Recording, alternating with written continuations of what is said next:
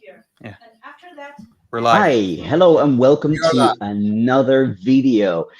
Today, I'm joined by Mario Cavolo and the team at iChongqing, Alex from Reporter Reply Media, and James from iChongqing as well. We are going to be talking about the Olympics. So, first of all, I would like to welcome all the viewers to this show from all the different channels and all the different sources that brought you to this video today. Welcome to this show.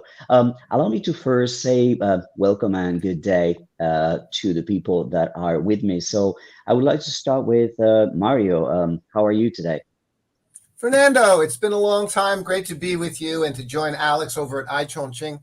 I can't wait to also get out there, Alex, to see you finally in Chongqing, one of my favorite cities in China. Fabulous to be here. And when I say the word here, I mean China. As you all know, I've been here 22 years. I'm an author of 3 books on China. I'm a senior fellow with the Center for China and Globalization. But no, I'm just a dumb woo-mow that gets paid by the government to say nice things. I mean, I'm so glad to be here to help everyone refute all of the anti-China garbage propaganda going on, whether it's the Olympics. It doesn't matter what it is. Everything for the West is an excuse to spew this crap, and we're here to debunk it all. Cheers, everybody, and good morning. Well, and good morning to Alex and James in Chongqing. Nice studio, gentlemen. Looks beautiful. Thank you very much. We're great, Fernando. And hey, I want to just say a big thanks and a big shout out to you guys here. We are in our new studio. Now, bear with us. We are going to have some, little technical minor things that we're going to have to perfect over the next few weeks, but we are going to get there. I'm with my good colleague James here, and James, we're in the new studio. We got an Olympics behind us here in Beijing. Yeah, it's great to be here, and this is the first time I've actually done a live stream out here in the studio. Yeah. I've done lots of live streams with iChongqing in the past, but they've always been out and about in the city. And of course, it's the first time we've done a live stream together, and of course, the first time I've met these 2 gentlemen live as well. Yeah, so it's a great pleasure to be here, and I'm really looking forward to us talking about the Beijing Winter Olympics in more detail. Yeah, and let me tell you something about our guests here today, because we were invited by Fernando and, as you see in the corner there, Mario. Now, these 2 guys, they're dynamite when they're on screen. They're very knowledgeable about China. And that's why this panel is selected the way it is selected today, is because the Olympics got politics again. And here we are. Well, tell us about, Fernando, tell us about what the title of this live stream was today. We kind of went back and forth about what the title was.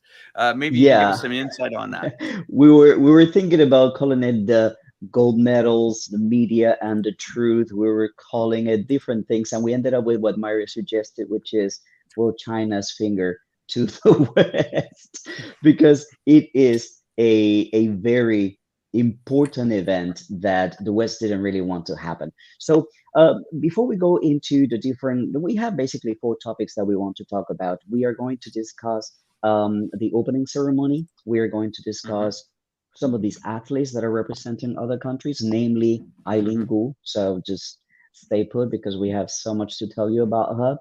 We're also going to talk about the COVID and the closed loop, and some of the reports that media have on the closed loop and the food and the COVID testing and all these things. So we're going to cover that from their perspective, and the truth, the matter, what you can actually see on the ground taking place. And the 4th topic that we are going to discuss at the end is the relevance, the importance of Beijing being the first city in history to host both the Summer and the Winter Olympic, and what it means for this new era of world order, so to speak. So if I may say from the get-go, this is an indication that the future is in Asia and China. So without further ado, why don't we start talking a little bit about the opening ceremony? Yes. So I would like to ask the panel, what was the most moving moment for you during the ceremony? And then we're going to talk about how the West saw it. So let's go with Mario first. What was your reaction to the opening ceremony? As I've been waiting, I just looked it up. I wanted to look up her name. For me, the most important moment of the Olympics, and I say this tongue in cheek, of course, as you already referred to, is when China threw up its finger to the world of criticizers, and they did that in a beautiful, beautiful way. How can you be committing? Let's go back and ask a couple of questions. I'm referring, by the way, of course, to when it was a Uyghur who lit the torch for the Olympics. Keeping in mind, what does the torch of the Olympics symbolize? It symbolizes the entire world coming together under the banner of sports to compete against one another in the spirit of sportsmanship and support for one another and cheering for achievement. And China did all of those things for the Uyghurs over the last couple of decades. The Uyghur population of China in Xinjiang has grown by 20%.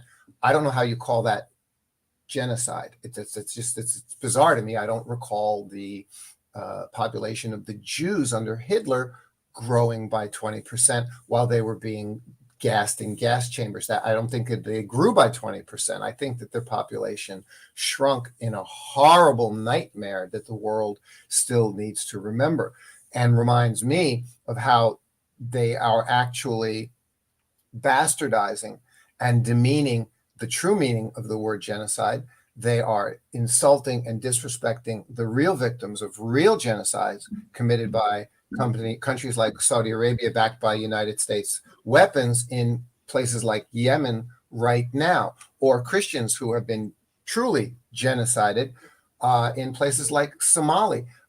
These are real genocides, but when populations grow by 20%, when populations are minorities, preferential minorities in a country like China, whose government offers them preferential policies like free education, better health care, to help them improve their lives, raise them up out of poverty, make their lives better.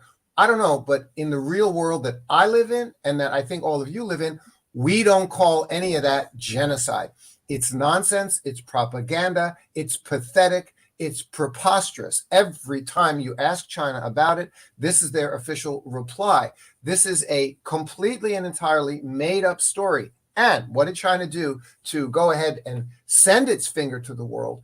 And again, it's what I immediately thought of when they did what they did, which was to have Dinajir Yilamujang, who is a Xinjiang minority and also an accomplished Olympic athlete. She is part of China and lit the torch. That was China's way of saying, we are achieving things. We are doing more. We are the normal, sane ones. You are the crazy ones. You are the liars. Screw you. And we're having a successful, spectacular Olympics. And that's what I immediately thought of. They chose the Uyghur to light the torch. What a great thing to do. What a great thing to do. Let's go to James and Alex in studio to tell us their impressions of the opening ceremony. So who would like to go first? James, what was your impression of the opening ceremony? Well, I think I'll take it from the top here. Mario, you suggested something about opening ceremonies here, about how they chose the torchbearer, and that was kind of, we felt it was a strategic point.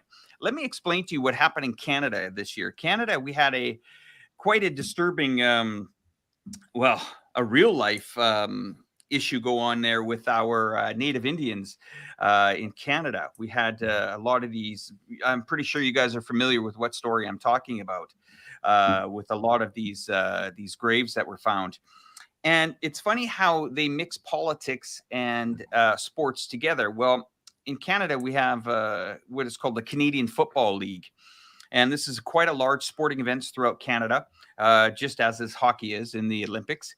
But at the opening of the season, they brought Native Indians to the football stadiums to sing our national anthems and to show that we are in solidarity with our ethnic minorities in Canada.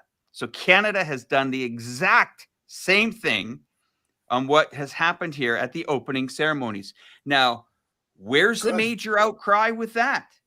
Where is it? Why isn't that on Fox News with Insanity Sean Hannity? Where is it? Where's the outcry for that? Okay, maybe I'm going to pass it to you, James, because I'm seeing a pattern here, and I'm going to get into details about it in a little bit later, but fire away, James. I understand what you're saying, and it's been that since forever. I mean, I've seen some of the things going on in the past. Even though we also have the story behind the Native Americans in the USA as well. Mm-hmm. Yeah, and people, I suppose, in political circles over there, and also in other countries, deny that on a regular basis. I mean, if you talk about the opening ceremony itself, I mean, when I watch these big sports events, personally, I mean, I try to not look at them so much through political eyes. You know, I'm just kind of like a normal, everyday guy, so I really just like to sit down and enjoy the show. And I still remember the Beijing 2008 Olympics as well. I watched the opening ceremony. I was actually in Seoul, Korea. At the time, yeah, and for me, it was just a a stunning show. Incredible, amount of choreography, preparation, or the lights, fireworks. I thought it was an absolutely spectacular show. So I would like to say that first. About some of the other issues we just mentioned, we had the Uyghur athletes light the torch at the beginning of the ceremony. I thought that was also an excellent idea. Because we do know there have been a lot of accusations going around, from which parties that is. I mean, if you want to make accusations, that's fine. But the one thing I've never seen so far to date is some evidence. So if they've been abused here in some way, how about give us an address? Give us an address. Where can we go and knock on the door, James? So James, it's kind of like the. James, Mario. I have a question. James, I have a question. Okay, you ready? Here, James. Here's my question. Okay. It's great to have you on. You said this is your first time. This is your first time on a live stream. Good for you. Don't be shy. You're doing great. I have a question for James. So, James, in America, I can't believe it's outrageous. It's outrageous. The NFL Super Bowl had black minorities perform at the halftime show. I mean, I can't believe they did that. Does that make what I just said? Does that make sense to any? Does that make sense to anybody? Would anybody say, "Oh, I can't believe they chose black minorities to perform at the NFL Super Bowl halftime show"? Would anybody on planet Earth say such a stupid thing? Of course not, right? But they did. Blacks are minorities in America. They're poorly treated. They are. Okay. So we should make a big deal about this. It should be a headline. It should be a headline. But of course, what I just said is ridiculous.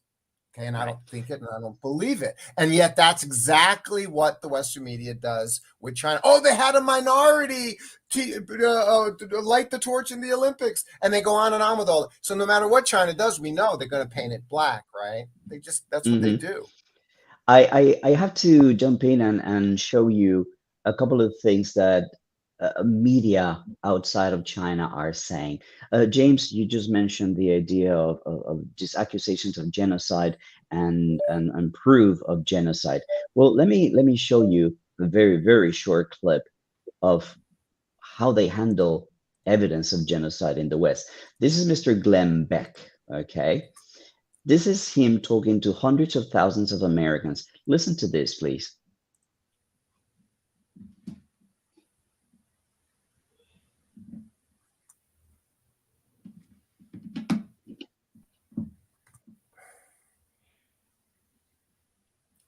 No volume on Glenn Beck.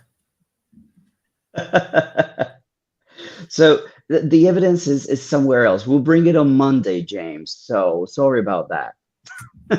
Okay, no problem. So if I just finish that point about the evidence here. So we're not given specific names, areas where it's allegedly taking place. Then the only evidence I've only seen about it are exiles based in other countries, but obviously they're not here on the ground in China. So I think it's difficult to say they're speaking from direct personal experience, and of course if they're based out of the country, it could just well be they're just claiming whatever they're told to in return for some kind of benefits. So no, I don't want to suggest that they're not telling the truth, but I think from a legal point of view, then I wouldn't say you can really accept what they say at face value. And let's add to this. While we're on this topic about media, here's a unique situation that is happening right now, right before our eyes in Canada. These are people that are out there trying to express their opinion, but walking around, and I spoke with a great Canadian friend of mine yesterday about this, and he made a video about this. And he says, you realize that the Canadians, they're having a very big protest throughout the country. And they're using truckers. The convoy. Now, this is countrywide. It's pretty much shut down, we'll say, the logistical routes of getting product to the market. All right. So these truckers, they have these banners on that this isn't China. This is not, this is not communist China. It's not China. All these signs. But what they don't understand is that the same stuff that has been fed to them for 20 to 30 years that would make them to put that sign up on a truck, the media is actually doing it to them now. And it's the first time that they're finally seeing, they're saying, wait a minute, we're truckers. We're trying to get out here. We're standing up for our right. We're in peaceful protest. We're doing everything, law abidings, whatever. Ho, ho, ho. The government's now passed an emergency. It's kind of like a state of emergency, which says the following. If you donate to the truckers, you could be criminally charged. If you're receiving funds as a trucker, you could be criminally charged. You will have your license taken away as a trucker if you take in this freedom of protest. You will have your kids possibly taken away from you if they are there on location. So what's happening, finally, the North American people are finally seeing an example of when the media has now turned around on them in their own country by their own media, and they're not being, into the international audience, they're not being shown as protesters. Oh, no, James. They're being shown as occupiers. In the House of Commons in Canada today, they called people that are peacefully protesting occupiers. It's the only time in Canadian history have they ever passed this law to bring in this emergency, the Emergency Act. I don't have the technical name, but it's in. It went through. It passed through Parliament. It's now giving the police all the powers. Should we be surprised that the head of police all of a sudden retired from his position yesterday? That will tell you something. That the Ottawa chief of police that 1 week ago said, you can't do this, move your trucks, we're going to put you in jail, do this, do that. Oh, no. He's out now. Because they know that now the public, and I hope, guys, and I'll come back to you in a second, Mario, I hope that the public is finally seeing all the lies that the media have said about China over these last decades. That own media that they trusted for their advice has now turned on them. Yeah, exactly. I would bring up 2 points now based on that. If I talk about the convoy first. So I've also heard that story. I can't remember the exact name myself either, kind of the Emergency Powers Act or something like that. So it's incredible. It could also... they didn't even use it in 9/11. So that'll tell you. Yeah, and wow. it kind of allows them to use the military as well, something like that, to try and to move them on.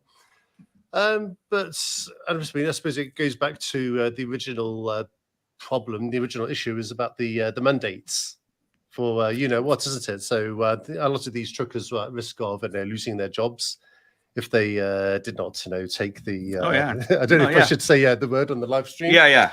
We all know what you're talking about. So during the all of these parliamentary discussions, they talk about and it just strikes me as so militaristic as well. The attitude of the politicians as well.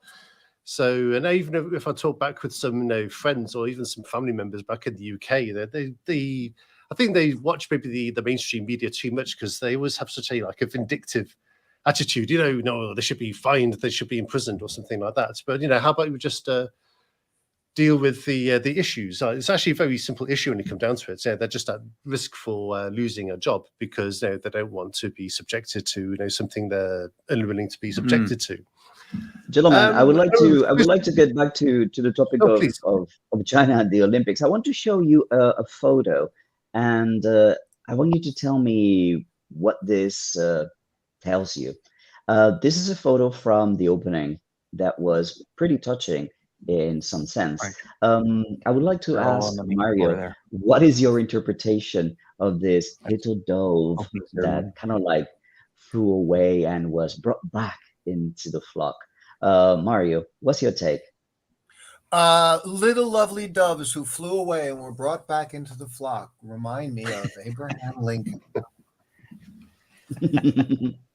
Right? And I hope you understand why that would remind me of Abraham Lincoln, right? Because the country of China is run for all the people, all the little doves.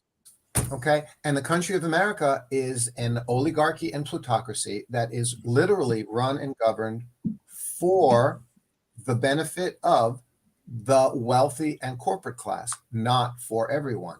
Okay. And that's the difference. And when China comes up, for example, and cracks down on Jack Ma, and they said, look, your capitalism is a good thing. Hey, guess what? We've even adopted lots of that capitalism within our own country. But your capitalism is not going to so extremely supersede the social needs of the society, which would be more of a socialist focus. We're a blended government. We're a blended culture and society. We need to make sure that everyone is better taken care of.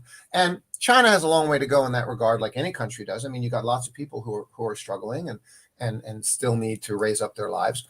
But China's done more in that regard than any other major country on planet Earth. In fact, to an unprecedented degree. The raising up of America's middle class post-World War II was 100, 200 million people. I mean, okay, good for you. Thank God. Wonderful. And that was an amazing thing. That was America. In fact, that was the America that my grandparents immigrated to from Italy. America. It was wonderful, right? But now China has brought up middle class 5 times that size. Okay. You got 800, 900 million urbanized Chinese now who are no longer living in the hell of poverty. And so this is what China's government does. And that's why you want to say, they want to say to you it's authoritarian, but in fact it's socialist. It's very much it's very much socialism. Okay, whereas the U.S. government, and now we're even seeing the Canadian government is even far more authoritarian and militaristic to its citizens than China is. But no. China is the evil bad regime, not us. Alex, I want to get back to how the Olympics were presented in the West by very large media people. So I'm going to show you, Alex and James, the clip by Sean Hannity, and I want to hear, what do you feel? What was your reaction to how he was presenting the Olympics in China? And Mario, before you, or Fernando, before you play it, let's see if the last clip we didn't have volume, so let's see if we can get volume on this clip. Sure. Let me know. So I'm gonna play it and let me know. Sure. No volume on our end. No volume. No volume. No volume. All right. Okay, so let's drop the video, but you all heard this video. You probably have seen it when he calls China a vile place, a vile, where people live in poverty and where the Uyghurs are being genocided. And I think that, in my opinion, that's where we're really starting to see a change. The public is becoming more and more comfortable. Fernando! Yes. I got this transcript. I got the transcript right in front of me. Let me finish this thought. I got the Hannity transcript. Let me take 30 seconds and be Hannity and let me read it. Okay, ready? Good. Here, no. Dear friends. No, okay, ready. Here we go. Good evening, friends. Welcome to Hannity. the vast majority of sorry, wait. Good evening, friends. Welcome to Hannity. The Winter Olympics are now underway. Yep, that's right. The hostile regime of communist China in Beijing. Make no mistake, this is an international disgrace because of its vile communist dictatorship. China is a uniquely awful, terrible place on earth. I'll continue. Just stop there. Okay? Stop there. Can you How imagine do this you? is mainstream media?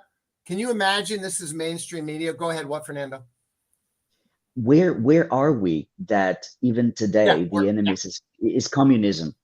I mean, what is Cold War #2? I mean, really? That's what they're pushing? But let's go to Chongqing. What is your reaction? Well, guys, I've got the actual clip here. Can I actually play the voice clip? You guys try. Yeah. Okay, let's hear it. Now, tonight, as you may or may not have noticed, the Winter Olympics are now underway. Yep, that's right. The hostile regime of the communist Chinese in Beijing.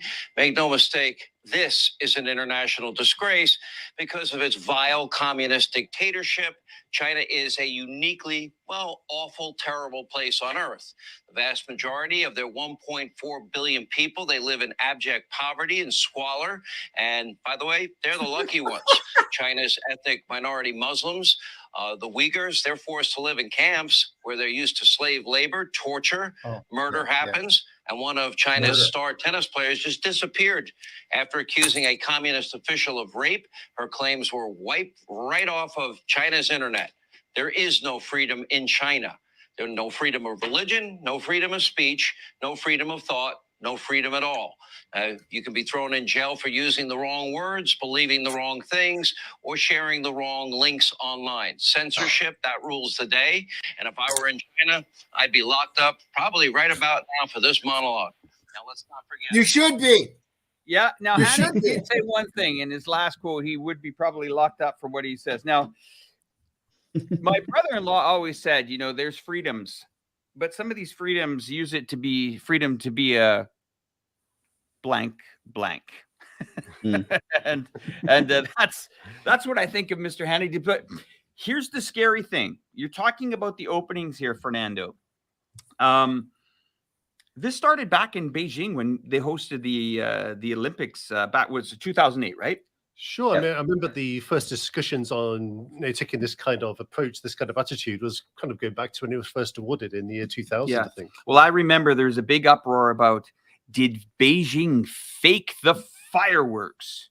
Or how dare they put so much, fireworks into the production in an, with a global warming thing.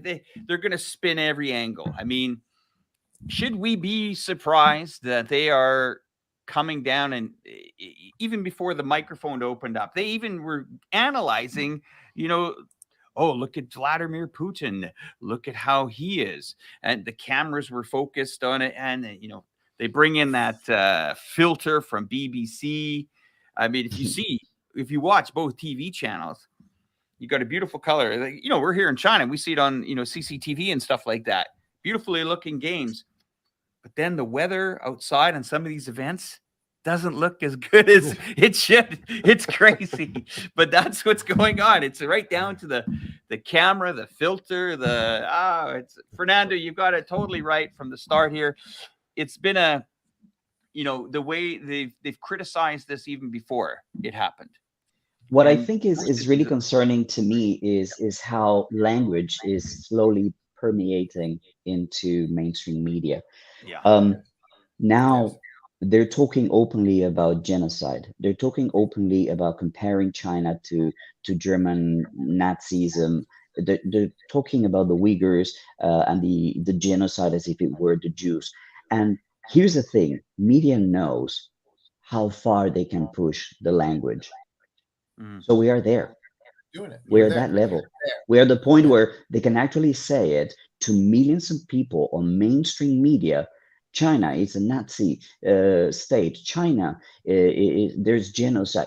We're there. They have escalated the language to the point where now they're saying it openly. What's next? And if people are not open-minded enough to watch what we people on the ground have to say about those things, and how to correct what they're being told. Because you just heard Glenn Beck saying, oh, we have the evidence, but we're going to bring it on Monday. Really? You do?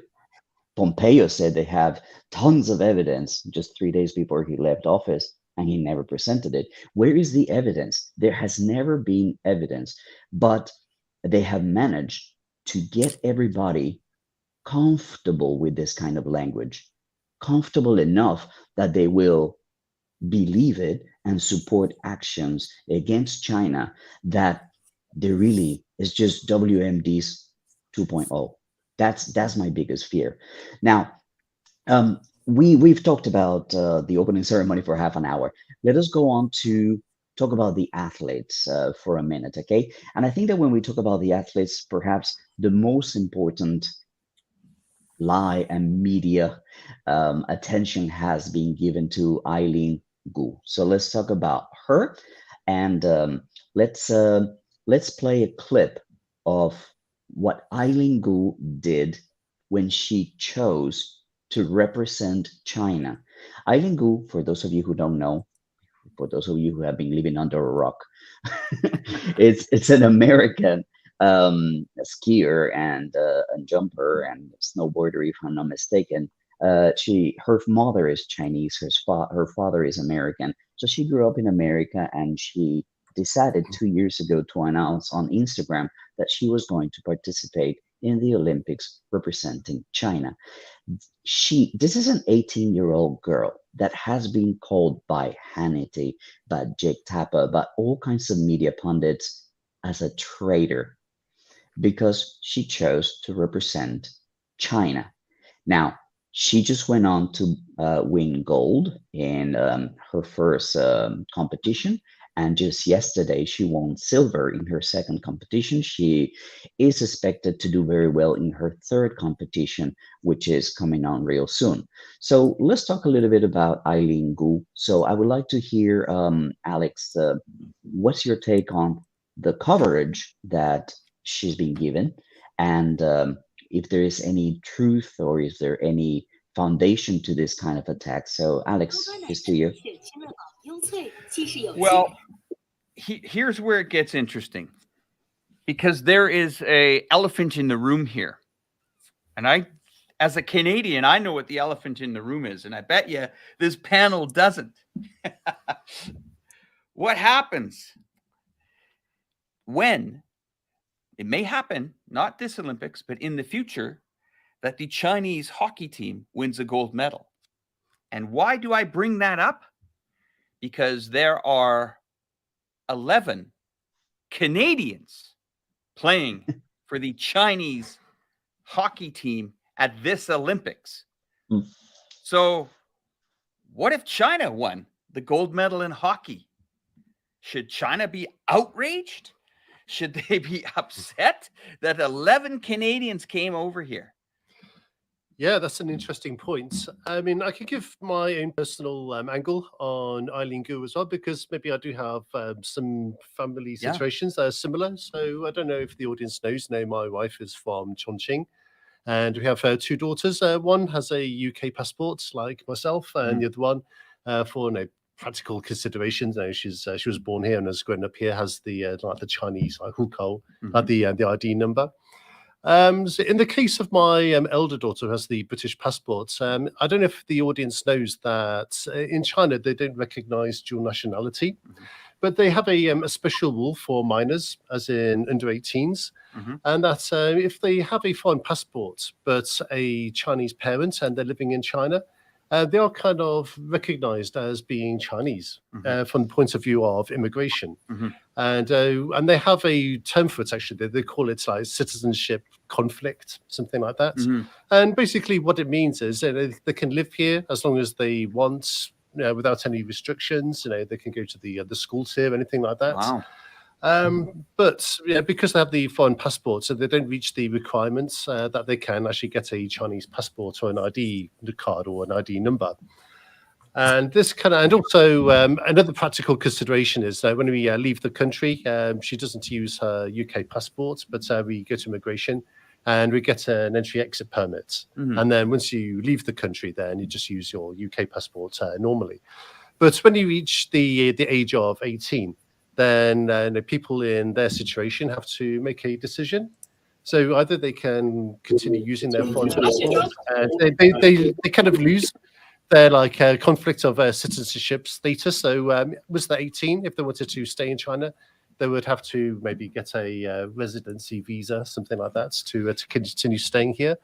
But of course, from my point of view, for somebody who spends a lot of time, if not their whole, years growing up in China, they have, a lot of, affection, affinity with life here. I mean, for me personally, it doesn't seem like a really, it seems like very unfair to say, somebody's a traitor for making a decision. She said, for me, if that's what she, if that's what she wants, if she feels she has more personal affinity to life in China, then that's her personal decision. So I think it's unwarranted for the powers of the forces, if you like, to kind of politicize that decision for their own motivations.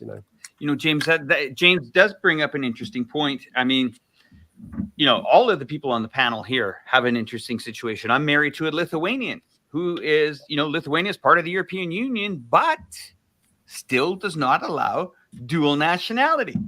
So I'm Canadian, wife's Lithuanian. I want to move to Lithuania. All these people say, oh, but you'll never be able to become a national of that country if you're living in China. Same can be said with the country I used to live in Thailand. Almost virtually impossible as a foreigner to get a Thai passport, even through marriage. Okay. Same with European countries. So why is there this major focus on this? This is a worldwide issue. And hey, they try to find a reason to bring it up. And this athlete, her parents, her culture that she has grown up in, I think it's a beautiful thing that she's had the opportunity to experience both of them. If anything, she's an ambassador to relations on how two countries should be getting along. They should be looking up to her and say, wow, here's a girl that's can go to Asia and back to America and develop cultural things, and as well as learn about ancestry, and as well as learn about different things that she can take back and share with her American friends and relatives. But and she said that. Sorry. I would like to go to Mario, but before I ask Mario your position on this, I would like to remind the panel and the viewers and everybody who's out there watching this, how many people choose to represent other countries. You just mentioned Chelios. Right. He's been representing the Chinese hockey team for the last 3 years, but there's so many others. There's this skier. She represents Mexico. She's an American who decided to represent Mexico for the last 2 Olympics. Here's this Vic Wild. He's also a snowboarder, if I'm not mistaken. Now he's representing Russia. Now, so if we are going to criticize this young girl for choosing to represent China, do me a favor and criticize everybody else. But the worst thing that they're doing is they're asking this young girl, what does she feel about the Uyghurs? What does she feel about Taiwan? What does she think about Tibet? What does she think? Let her compete, let her be. But if you're going to do that, if you're going to be that mean to these athletes, why don't we suggest that all media start asking the American athletes, hey, what do you think about Yemen? What do you think about Libya? What do you think about Afghanistan? What do you think about debt loans, student loans in America? What do you think about the homeless in the streets of California? I mean, if we're going to be asking political questions to athletes, let's ask CGTN and CRI and CCTV to ask these questions to the American athletes. Do you think that's fair? So why on earth are you doing this to this young girl? Why are you attacking one of your own? And I have to say, all these reports, all this negativity, I know that I'm a bit passionate. I'm a little bit, I'm like beer. My foam goes up very quickly. But hear me out. I fear for her when she goes back to America. Sure. with Sure. the amount of Asian hate and the Absolutely. spotlight that has been shown on her. That is my fear. But let me get to Mario and hear your take, Mario. Sure, Fernando. Thanks kindly for just now stealing every one of my thoughts, and I have nothing to say. Tongue in cheek. Of course, I'm kidding. This is all I can do is follow up on those exact 2 points. I popped them in my notes, which is to say, we don't criticize other people who move to other countries, do we? In my case, Alex, it's amazing, isn't it? Right? In your case, Lithuania, Canada, European Union. In my case, it's 3 countries and soon to be 4. Okay, my family immigrated from Italy to America back when doing that was a really amazing idea. And then I mean, honestly, they left Italy and went to America and never went back. And 22 years ago, by happenstance only, not by any premeditated plan, I left America, went to China, happened to be China, and never went back. All right. So they left Italy, their home country. America became their home. America was my home country, though not my ancestry. Right? I'm Italian, born in America, not American. And then I left America and came to China, and now China's my home. What judgments are there on that story? Exactly. 0. None. What judgments are there on the thing that I just described? None. There's Italians who I learned only a few years ago that there's a lot of Italians did not go to America. They went to Australia, and there's an enormous Italian community in Melbourne. I never knew that till a few years ago, till a few Aussie friends of mine informed me. Do we have anything to say about the Italians who went to Australia and got Australian passports? No. Now, I can go, and I want to. I am now going to add a 4th country to this mix. I intend on going back and claiming my original Italian ancestry passport in the name underneath my grandparents, which I'm legally allowed and entitled to do. And I intend on doing that because I want to. Do you know why I want to? None of your business. It makes no difference. I just want to. Do you see what I mean? I just want to do that. If I get my I apply for the Italian passport, then I'm now back to my ancestral home country. My wife and son then qualify for those passports as well. I want in 10 years to move to Italy for 3 years. I want my son to be an exchange student and go. Many Chinese students go to. My son is half me, half Chinese, right? I want my son, like many Chinese, to go be an exchange student in Italy for a couple of years. And during that time, I want my wife and I will go there and live with him. That's our plan. I think the topic of Eileen. What does this have to do? What does this have to do with politics? What does any of this have to do with politics? Nothing. What does Eileen Gu have to do with politics and her decision Eileen Gu's decision to compete for China has nothing to do with anything to do with politics. As Fernando pointed out, other athletes, it's nothing to do with politics. And when you make it political and call them traitors, you are just being scumbag media flouting and spewing your anti-China propaganda story. This is your excuse to do so, and you're using them to do it. Shame. Now I'm done. Fernando. Sorry. Yep. A viewer asked a question, or they actually said that they were afraid for her safety. Can I play you something, which we tried to play before? Mm-hmm. I just want to play you this sound clip because this sound clip went out to 1.7 million subscribers of Glenn Beck's audience. Mm-hmm. I want you to hear what Americans are being fed. Okay, here we go. The Olympics have already started in China. We'll see, obviously, the broadcast if you care to watch it. I hope that NBC loses every view they could possibly get on this propaganda show, because that's exactly what it is. It started with propaganda today. Yes, it certainly did. And in fact, instead of me telling you the story, let me just give you a clip of the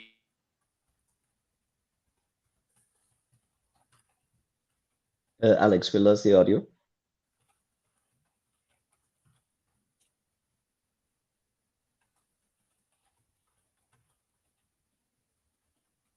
Hi, guys. Oh, they seem to have frozen up, Fernando. Yeah, I think that they Okay, good. froze So up. let me they froze Yeah, up. no. Fernando, let me go ahead and finish what I'm writing as Alex was doing that. So we'll give them a minute to get it. Maybe they have to relog in or something like that. So what was Alex trying to say or demonstrate to all of us just now? That they're over there in America, people like Glenn Beck, people like Hannity, Tucker Carlson. Actually, the list is so endless, right? Of this spewing of this anti-China campaign. And what are they doing? Okay, here's the problem with America.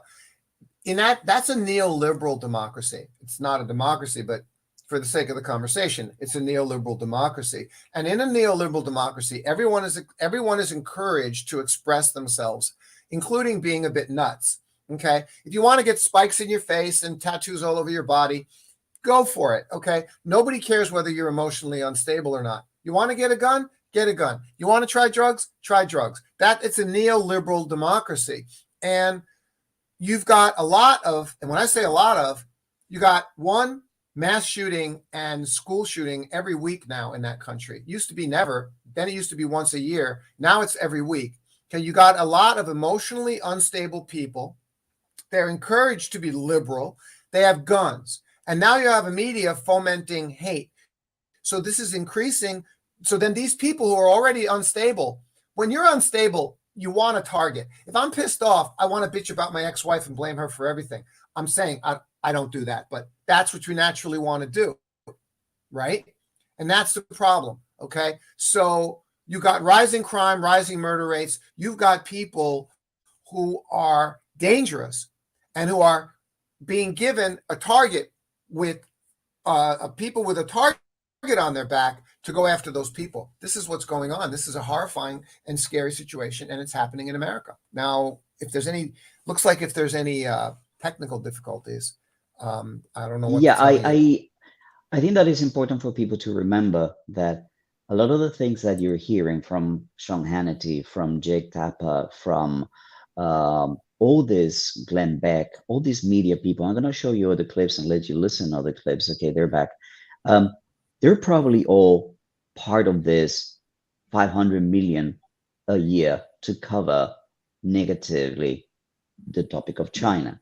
Everybody's jumping on this bandwagon. Everybody's jumping at the opportunity to attack China because there's money to be made. So whenever you hear somebody telling you negative things about China, you've got to question it. You got to think for yourself and think, hey, are they telling me this because it is so? Or are they telling me this because they're getting paid to say so? We're here telling you that things are not like that. And we're not getting paid by state government to say that. We're not getting paid by anybody except for AdSense to make this video, to make this content. So you really have to ponder, who are you going to believe? And this is going to take us to the closed COVID loop that I want to cover, which is the next topic. A lot of people have been complaining about the closed COVID loop, the COVID closed loop in Beijing. What is that exactly? It is basically, let me go like this. It is basically an area where if you go into this area, be it an athlete, an official, a coach, media, a spectator, you need to abide by all the rules and regulations of China's COVID. Basically, the zero COVID policy, in which you're going to be tested, in which you're going to be required to wear a mask. So there's China telling the world, look, we're going to hold this event, and these are the parameters. We're going to hold the event, and this is what we expect you to do. We're going to hold the event, and you're invited to come, but this is what you need to do if you want to participate, if you want to come to Beijing. What are the chances that each and every person who got this information from their Olympic committee didn't understand that information? Every single person who came to Beijing, who is in Beijing right now, has received that information. Every single person knows what the protocols are and what the situation is. So many of them are acting surprised, shocked, negatively surprised at, wow, tests every day? There are people serving me wine and champagne wearing a hazmat suit. There are people wearing hazmat suits at the airport. Wow. Well, that's what it takes. And all this was presented to each and every person who is in Beijing right now participating in the Olympics. If you came, it's because you agreed to it. You were not forced to come here. You were not forced to abide by those regulations and those protocols. You chose to come. So shut up. Abide by the protocols and appreciate how much effort goes into keeping you and us outside of the loop safe. Let's go with Alex and James. Guys, how are you? You guys Yeah, back? I'm pretty good here, and yeah, so to cut out for a couple of minutes there. Yeah, I suppose I'll give my point on the closed loop management, and also some of the things we've just touched on before we got before we had some issues with the internet connection. So I mean, just going back to Hannity and Glenn Beck and the fear, there might be stoking up for Eileen Gu, if she goes back to the USA. I mean, I would, from my point of view, I know people like Hannity. They don't necessarily, when they go on Fox News and they say what they say, they're not necessarily like giving their own personal opinion. They're basically reading a script. Sure. Yeah, a teleprompter. And for me, like the aim of Fox News is, or other media organizations as well. I won't mention too many names, but it's not necessarily about representing the truth. It's about programming the masses, if you like, to regard certain countries, certain peoples in a certain way. And I've been in China for 18 years. I've got a lot of personal experience here. So when I listened to that clip of Hannity, I mean, it was just so far removed from reality. I mean, it was no, I wasn't angry, upset about it. I mean, it just had me laughing, basically. I mean, I have to say that the best I've had the best years of my life here in China. I mean, I've had as much freedom as I like. And I could tell you that in 18 years, I've never been asked once to show anybody like an ID card, prove who I am, or anything like that. No, I'm a big fan of road trips. I've driven all around the country, all the way down to Hainan Island, other parts as well, which I love as well. No problem with the people here as well. And you mentioned like people living in abject poverty as well. I mean, I suppose when I first came in 2003, there were some issues. And lots of parts of the countryside were not so developed at that time. But I could tell in 2020, I went to a lot of the the formerly poorer parts of Chongqing municipality, and I was really amazed with what I saw there. I mean, I've been into multiple parts of Chongqing, and now they've got great infrastructure. A lot of the people there, they're not just kind of living, just getting by on maybe, let's say, like the crops they grow on their fields or something like that. Lots of big cooperatives they got going, and lots of community work going. Big orchards, rural tourism. A lot of them big in e-commerce as well, which I was really impressed with. Yeah, no. Now the countryside, whenever I go there now, I never look at it as if it's like a place of poverty or anything like that. And now, actually, the people who live in the big urban areas, like in Chongqing, they love to travel to these formerly impoverished areas, if you like. They're really idyllic, beautiful places nowadays. Yeah, I suppose again, if we go back to Eileen Gu as well, was saying, I do think it's very unfair that she's being given these questions, what do you think about the alleged treatment of Uyghurs or something like that. But again, it kind of stems to the same question. It goes back to the same original question: where's the evidence that they've been abused in any way? I mean, I'm still yet to see that. But if you look at the big mainstream outlets, again, I won't go into names, But for me, it's kind of like a bleach test. So if like a what's the word, like a bleach test, if you like, like a bar test. So if they don't have enough evidence, then what they do instead is, every major network, they'll make the same claim, make a lot of noise about it. And then hopefully, if you've raised like a big, uproar or reaction, then people will just kind of, forget the fact that there's actually no evidence substantiating the claims in the first place. Yeah. So, Mario. for me, it's totally, unacceptable that, she would be given questions, such as that. Mm. Yeah. And then with the closed management as well. I mean, I'm aware of, some criticisms, that have been spread around media organizations abroad. But my preference is just to hear from the horse's mouth, if you like. I don't know if you've played any clips yet of some of the athletes who have taken part in the games. I mean, my impression from them is, again, which is my experience living in China as well. I mean, they've been given they've enjoyed great hospitality here, which has been my experience since the very first moment I set foot in the country in 2003. Yeah, I mean the game, they've given a lot of praise for the organization behind the Olympics. I saw another clip as well. One of the athletes had a birthday, and she didn't tell them, but they organised her flowers and things like that. Which is a really nice touch. So no, of course, with the closed loop management, I mean, there was some parts which I suppose you could say are a little bit inconvenient. Of course, it's not fun, to have a COVID-19 test, like taken every day. But if you put that aside, though, I mean, for my impression from the athletes is that they've had a wonderful time, and they're very grateful for the organisation and the hospitality they've received.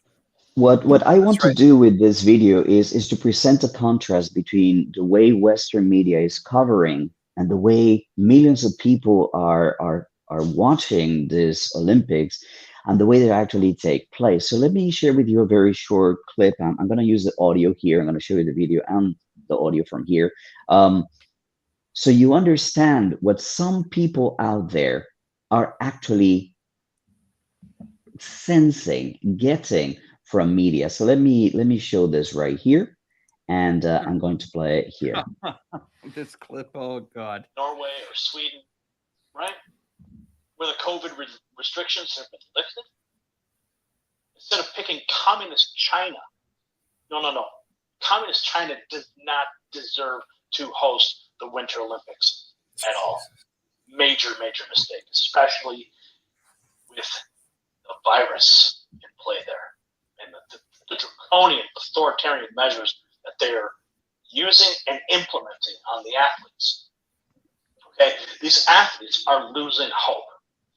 Some don't even want to be there anymore. I mean, who can blame them either? Terrible conditions, terrible food, questionable testing, and no loved ones allowed there to even support them. And I trained my whole life to be there. I'd be very angry and very sad. And a lot fitter, I guess. His name is and Gary. I love fitter. His name is Gary Franchi. His name is Gary Franchi. And again, he's like Trump, a lot of the right wing, right side policies that I'm a conservative guy and I agree with, right until these people all went off the cliff together into radical crazy land like this guy Franchi now. They're all lunatics saying this stuff. And they don't even know. And they're not listening. So my thing is this. You hear this Franchi guy telling you this is a horrible place, they're being mistreated, this is draconian, this is right. And then he's got a million subscribers. And then you hear from the athletes themselves. I'm going to play that video for you. So you as a viewer, you as a person with an open mind to come to these channels to listen to what we have to say, you have a decision to make. Who are you going to believe? That guy in a studio who's never been to China, who's telling you horrible things, or these athletes that I would like to show you right now that are having the best times of their lives? So please listen to this report. I landed, I realized how China really had the priority of the athletes and coaches at their most top priority. And when we arrived, the airport was empty. It was only for the athletes. They have honestly done a stellar job with the whole COVID protocol. I didn't really know what to expect. Being stateside, you kind of heard some pretty bad media, and that is completely false. It's actually been phenomenal. Everyone was super kind and really willing to help the whole time, so it was really great. They really cared for our safety and made sure it was their top priority. I just think all the people and the staff within the Olympic Village are so genuine and kind, and they're such a happy, they're always waving their hands, so excited. It's just refreshing, and it's nice to see. Big thank you to them, and we felt very welcome under pretty trying circumstances. Some of the volunteers found out it was my birthday, actually. The volunteers who helped us, Vera and Luis, they made me a special birthday cake with a happy birthday sign on it, and they even gave me a bouquet of flowers, and I thought that was so sweet. The best experience about Beijing, the people there. I reckon the people there were absolutely lovely. They were accommodating. They were really funny, and they really enjoyed us having there. Everybody from staff to COVID testers to accommodation, it's probably honestly one of the better Olympics that we've been to.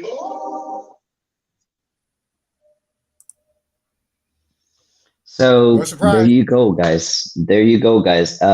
This is the athletes telling you one thing, and these pundits, who we already established are probably getting paid to say negative things about China, telling you the opposite. So are you going to say that these athletes are getting paid by China? Yeah, Are you that's going the to say point. that these athletes are looking at getting sponsorships from Chinese companies? How are you going to denigrate the authenticity, the honesty, the experience of these athletes now? I mean, you got Hannity, Tapper, all these people telling you something, and the athletes telling you something completely different. So what's the argument? What we just showed you. You have a decision to make. And hopefully, once you make that decision, it's going to carry forward for the rest of your life, and understand that mainstream media has a hole to sell you. Alex, what's your take on the closed loop? Well, okay, I've got an opinion on this, and it goes like this. Why are we hearing this rhetoric come out of what used to be at least an industry that had some integrity? Integrity left the building a long, long time ago. So why is everyone so angry?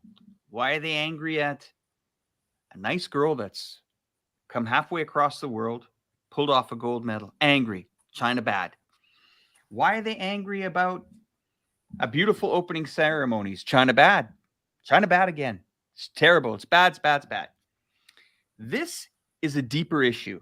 And this issue is that the Western societies have to start to accept a lower standard of living. That is coming to these countries, and they have to understand that when you go to work in the morning, you're going to work in Western countries right now for 33%. For someone, it's not you that goes to work and gets that whole 100% of your salaries. When I hear my sisters and my brother-in-laws tell me that they make this certain salary, I said, they always say, well, that's before tax. Mm-hmm. So you're reminded very quickly of why this anger and animosity gets spilled into sports. Well, Chinese athletes having a great time in beautiful Chinese infrastructure and seeing all these Western athletes from all around the world coming saying, wow, I've been on the bullet train for the first time. Never seen such a wonderful airport. Why don't I have that in my country? Because you're working for the man. And you have to accept right now that your countries are earning. You will be earning a lower standard of living. Now, what examples can I give with that from my country? Fly into Toronto Pearson Airport. When was the last time it was renovated? Maybe before I was born. Maybe. Okay. Try take a train across Canada, a passenger train. Doesn't happen. Not possible. Okay. So what does this all mean? When people get upset and they throw the toys out of the pram, they call it. My father always said, the guilty always scream the loudest. And this is why we're seeing such animosity towards China. Wouldn't you be a little bit moved by arriving here? Guys, we've all been here. We're in China. There's China right outside that door, okay? Just like, I saw with one of Mario's videos. He's describing his neighborhood. If you're a Westerner and you come to this country and you see what it is, you turn around and say, wait a minute, why was I lied? Why was I lied to? What happened here? The media What was the said reason? this. Glenn Beck said that. Hannity said that. What's going on? Why am I being lied to? What else am I being lied to? So no wonder these people are angry, because now the media's turned on them too. Yeah, exactly. And this is what they're doing. Sorry, this is what they're doing, Alex. This is what they're doing. That gentleman that we saw talking positively about China, an American, his Twitter account has been suspended because he spoke positively of China. Now, we got to remember one thing. Twitter has partnered with ASPI for their security and their networks. Who's ASPI? Jesus.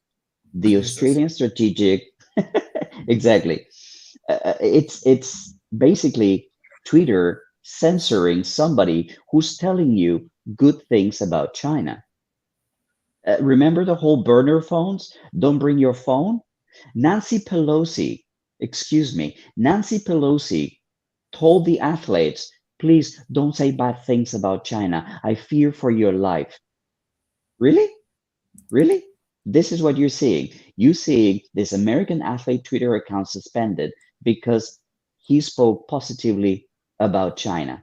I rest my case. You have got to be able to see that you're being manipulated. Sorry, guys, I interrupted, but you were going to say? Okay, yeah, no problem. I was just going to say it's a similar experience for me in the UK. So I'm from a small city called Leicester, and Leicestershire is lovely. It's a beautiful county.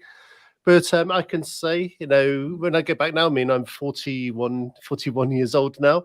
And I could tell you, when I go back to my hometown, it's exactly the same as it was when I was a kid growing up there. There's like no change at all. And I do think one aspect of the hostility as well is to kind of deflect away from the amazing advancements that have been made here in China as well. So we've been talking about the amazing infrastructure, the bullet trains that can get you all over the country in hours, even to places thousands of kilometers away. The economic prosperity you see here as well. A city like Chongqing or the other major urban centers, Beijing, Shanghai, Guangzhou, many, many more. They're like cities that never sleep. You can get anything, you can get what you want, do anything you want, basically 24 hours a day. And whatever you like, you can get it here.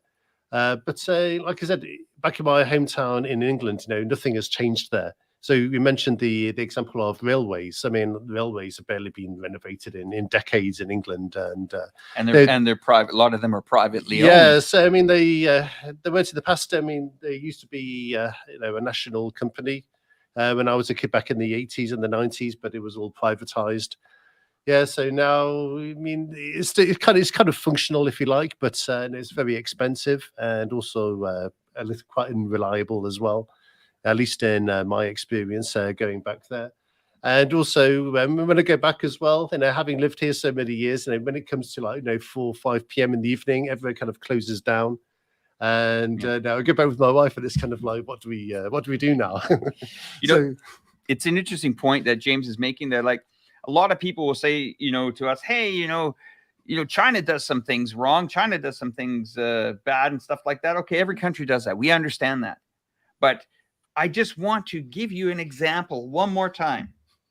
If you're a foreigner and you move over here, okay, so is your rent close to what it would be in a mega city like this, in a normal mega city in the United States? Not a chance, okay? Not a chance.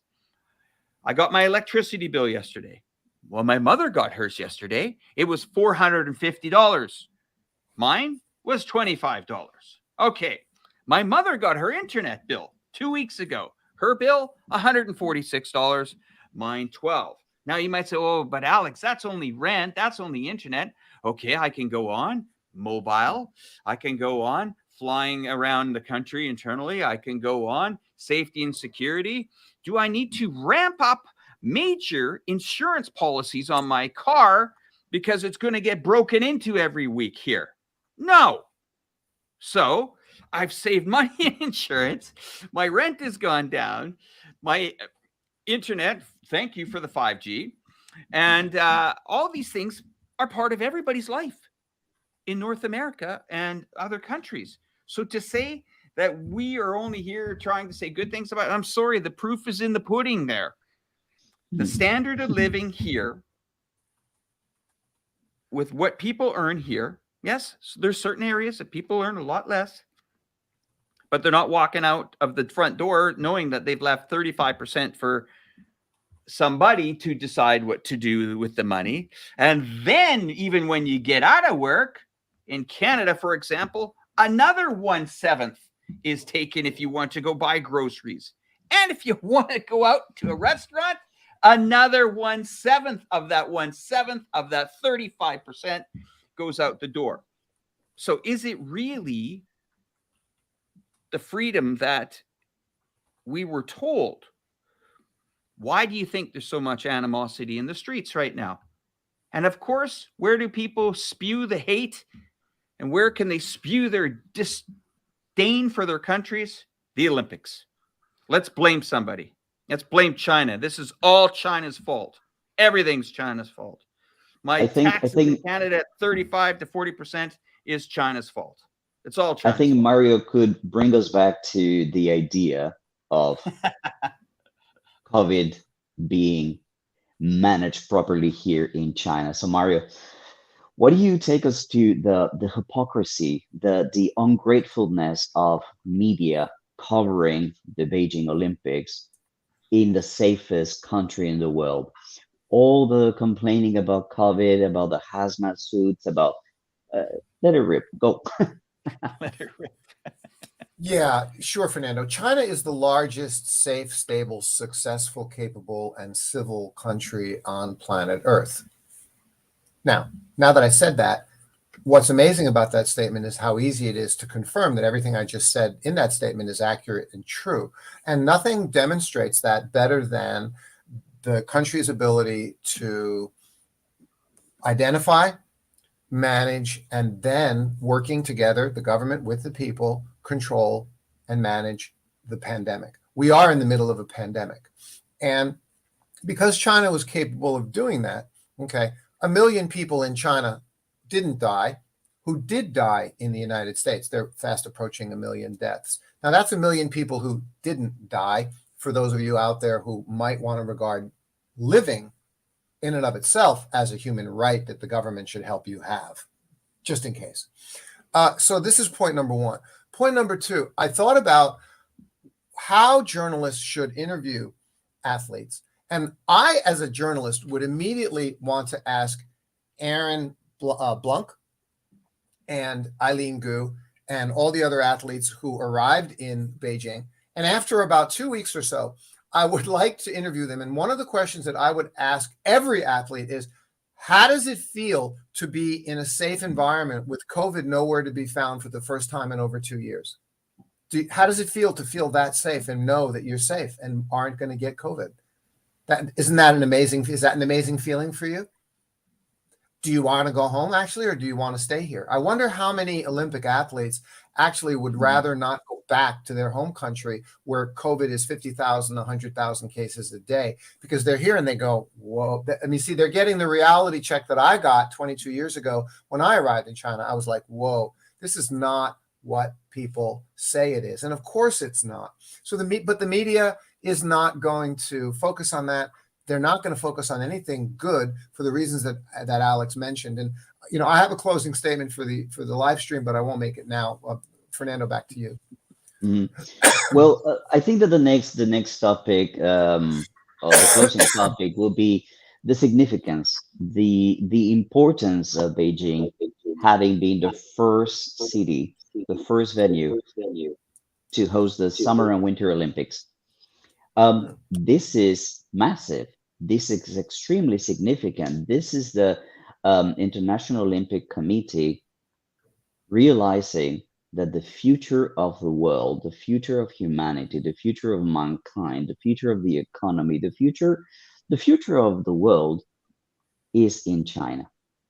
It's a huge rubber stamp of approval to what China is doing, to what China is proposing, and to what China is bringing to the table. So I'll throw this question to you. How do you feel about Beijing having been chosen for both the Summer and Winter Olympics? Alex and James, what is the significance of this particular decision by the IOC? I remember, so when I was again growing up in England, I never heard of like China organizing like really big scale events. But when I first arrived here as well, I mean, I saw a lot of the maybe small events that they were hosting, like international, tournaments and big political meetings, and I was always like really impressed.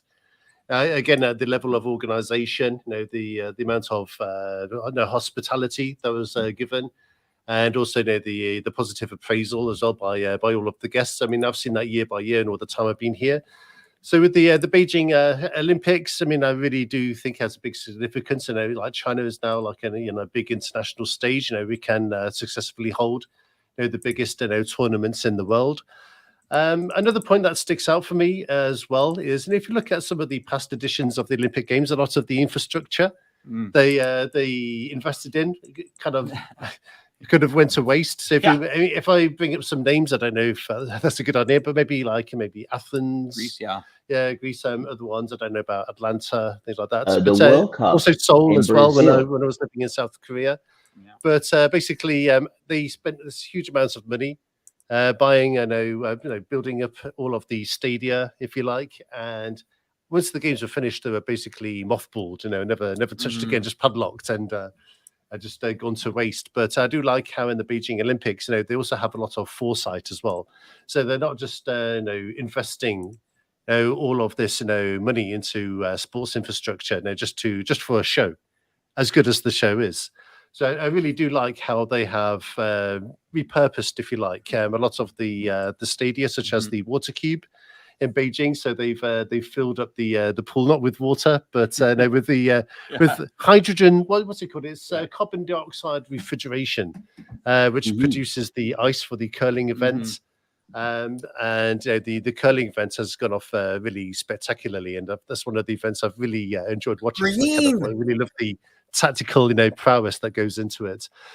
And also the infrastructure as well, such as all of the clean energy vehicles. That's really impressed me. So so they're not just investing just for a show. I like that about the way they do things in China as well. There's also a lot of foresight that goes into these. So not only then is there a lot of significance that they can hold big tournaments in whichever season, but I really love how they're also showing the whole world how the future of clean energy is not only it's not just some conceptual thing that might happen in the future. It's something that we can do right now. So I really admire how the organizers have achieved this. Greenest Olympics ever. Mario, what is some of your final thoughts on the stream? I do want to make a final statement. By the way, James, China did the same thing with the Shanghai Expo. If you remember, 2008 was the Beijing Olympics, and on the heels of the Beijing Olympics in 2010 was the World Expo, which I went to as a kid, by the way, in America, in New York. They called it the World's Fair back then. So the World Expo, and that was in Shanghai Expo, all along both sides of the river in Shanghai. And they did the same thing. They built it in a way that afterwards they're going to continue utilizing it. Anyway, the points I'd like to make in the closing: the promotion of free speech and the press in today's America is the promotion of the freedom to lie. It means that you can scream "fire" in a theater and get away with it. Okay, that's their version of neoliberal free speech. This is the circumstance as a normal course of life in a daily society in America and other Western countries. As Alex said, integrity is gone. Now, these Western countries operate as far more authoritarian regimes than China does. On top of which is absolutely true. The trucker situation is a really good example of that, of which the government and many other situations of how the police handle rioters and protests in America compared to how these things are handled in China. And these compared to China, let me go back. These because I have my notes here for this, my closing statement. These Western countries operate as far more authoritarian regimes than China does, on top of which the government has mainstream media in step-by-step cooperation with them promoting this crap, okay? The people's situation is worse than ever in America and in other countries like the UK, and it's being ignored. So this gigantic, preposterous anti-China propaganda campaign exists primarily to deflect your attention from the underlying realities, which is that as a Western society, mainly the United States, as it deteriorates, China's rising. And this is the reality. And China's doing amazingly well. China just executed the most amazing control and management of the pandemic of any country in the world. And China just held an amazing Olympics event in Beijing. So China's rising and doing amazingly well. They have to make this effort to get their citizens to not be aware of this dichotomy, of this incredible dichotomy, that the decline of the US, the Roman Empire, the decline of America is happening as we speak, and the rise of China is happening at the same time. And unfortunately, their efforts to make you forget this and get brainwashed about all of these things are effective. And finally, let's not forget what I regard as the most important point. The US is now run by the wealthy for the wealthy. 1 million homeless people are right on, and millions more who are right on the edge of homelessness are being ignored and neglected. And they will continue to be, while the Fed, the government, the bankers, the Wall Street, the corporate executives who are paid, $50 million a year each, while people are starving on the street, these people are running the show. And they will continue to do what they do, which is support the white collar world and support the wealthy in America. And since the beginning of the pandemic, the top 10 billionaires increased their wealth by $1 trillion. Can you imagine this? So this is the state of affairs in the West. This is a decline and deterioration. This is the state of affairs in China. It's an amazing rise. It continues. I continue to have confidence in it. Thank God I live here. China's my home, and that's it. All right, very good. Thank you so much for that summary. Now, Alex, what is your closing statement for today's live stream on the topic of the Olympics, media, and the lies? Well, it's happening in real time. We're seeing it. We're seeing what happens with a country that can, apparently, to the Western media, bring in draconian measures to protect their people. When I arrived here in China in August, I came from a country that was in serious lockdown for almost 18 months. And I actually didn't even know how to behave here. And what I mean by that is I got to a restaurant and I was like, wait a minute, I'm in a restaurant. A year and a half trust me, it's if you're out of that scene and locked into your apartment or locked into your neighborhood and given a pass to go buy groceries or to go out for the day, but all the parks are closed, all the theaters are closed, all the restaurants are closed, all the events are closed, everything's closed for a year and a half, you become insular. And when I arrived to China, I was taken to a shopping mall the first time I got out of quarantine, and I felt totally out of it. I thought, wait a minute, why is this open? Sitting in a restaurant, I know we chuckle at it, but seriously, there are a lot of people in this world right now that are watching these Olympics in amazement. Thank God they have something positive to watch in their life. Thank God they can sit and look at people having fun, because right now, in the last 2 years, these governments around the world have finally been tested. They've finally been tested. and the truth has come out. That's my statement. Well, sorry, James, go. Okay, so yeah, I would say I can agree with that. And I've been in China from before the pandemic, and really, apart from the first month, maybe going back to about February 2020, maybe spent like a bit more time at home. But really, ever since that, it's been kind of life as normal. Yeah, go outside these borders, James. It's a different story, my friend. It's not what you think it was before. It's massively changed. People have massively changed. People are hurting all around the world. Every country, your country, my country, United States, you name it, people are hurting. Businesses are getting smashed. Yes. Some legacy businesses that were there for 50 years are gone. Guys that have invested in bars across the, even in Thailand, for an example, 2 years that government has not been able to get together to open up its entertainment. 2 years. So you can imagine what people are going through. And that's what I'm trying to say to you guys and the panel. You guys haven't been outside of this country. Look out when you go outside of here. Things have changed. Well, Glenn Beck did say something in his video that I didn't show you in his entirety. It used to be a time where defectors chose America. I can't imagine what it must feel for Glenn Beck to realize that so many people would rather be in China today than anywhere else. I know I wouldn't want to be anywhere else.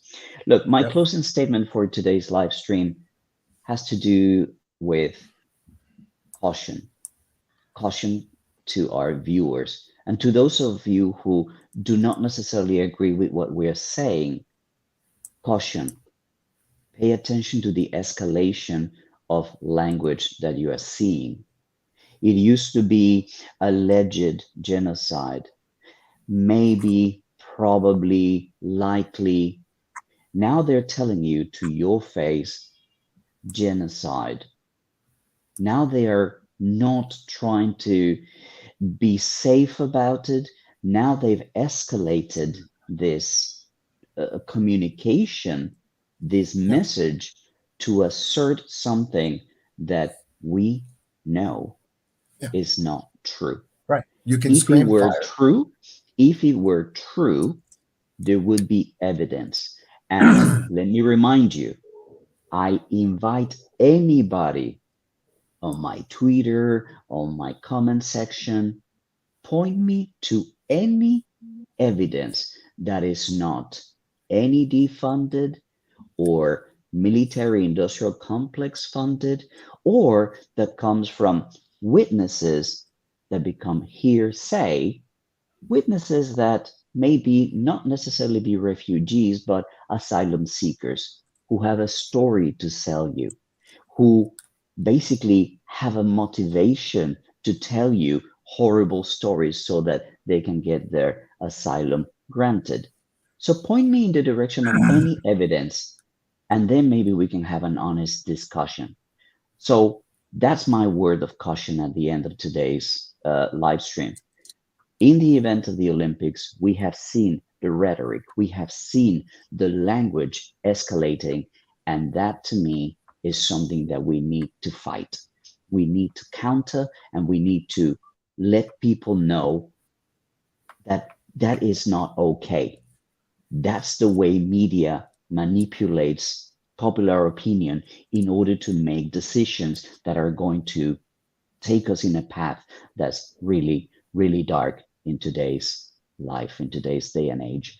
So, gentlemen, I want to thank you all for, well, joining us in this live stream. Those of you who have been supporting with comments and questions and super chats, those of you who play back this video and watch it afterwards, those of you who share and like this video, thank you so much for being here. We are going to have, together with iChongqing, another live stream talking about the Olympics again later on Friday. So I would like to announce that here today so that you make sure to subscribe to our channels so that you can follow a next take. Today was more of a political video. the next one is going to be a little bit different. So yes, that's all we wanted to share with you today. Thank you so very much for being with us, and well, until we see you again, take it easy and bye for now. Bye-bye, everybody. Goodbye. It's been a pleasure.